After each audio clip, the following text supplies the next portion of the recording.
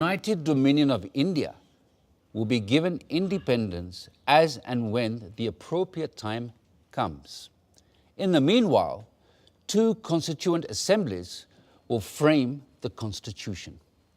One for the Muslim majority provinces, which will be grouped Balochistan, Sindh, Punjab, and Northwest Frontier Province as the first, and Bengal and Assam as the second group. The Hindu majority provinces in the central and southern India will form another group and make their own constitution. But the central government will be empowered to run foreign affairs, defense, and communications, while the residual powers and the responsibility will belong to the provinces coordinated by their group. How can you have two assemblies for one nation? Are you suggesting that there will be Hindu constitution and Muslim constitution? And which constitution will be applicable to the central government? But sir, Assam is not a Muslim majority province. Then why? Gentlemen, please, these are only recommendations which have yet to be accepted by the two main parties, that is the Indian National Congress and the Muslim League, whose working committees are going into details of this plan, and there is no need for us to add anything more at this moment. Thank you. But Nehru is adamant he won't agree to such a proposal. I'm ready to sit together with Jawaharlal, for whom I have great regard, to convince him of the value of these groupings, since he has no desire that the British stay back in India any longer. And if I'm right, then even British do not desire to stay back here any longer. Not just Nehru. The entire Congress Working Committee is dead against the concept of two constituent assemblies and two separate constitutions. In that case, they must agree to partition and for the creation of two nations.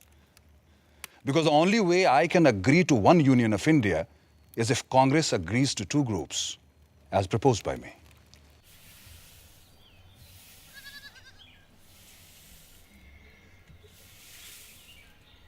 Bapu, working committee ने जिन्ना साहब की groupings की तजवीज़ के खिलाफ एक resolution pass किया है।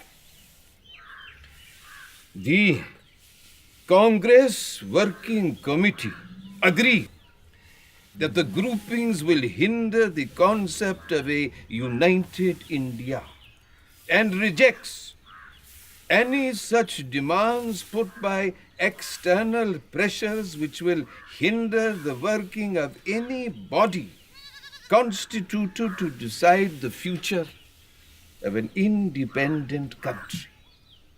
There should be a sovereign body for the purpose of drafting the constitution, and it must be unhindered by any external authority. ये है हमारा दस्तावेज बाबू।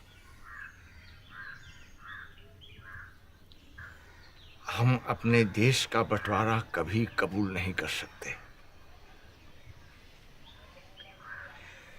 अंग्रेजों ने हमारे साथ चाहे कुछ भी किया हो,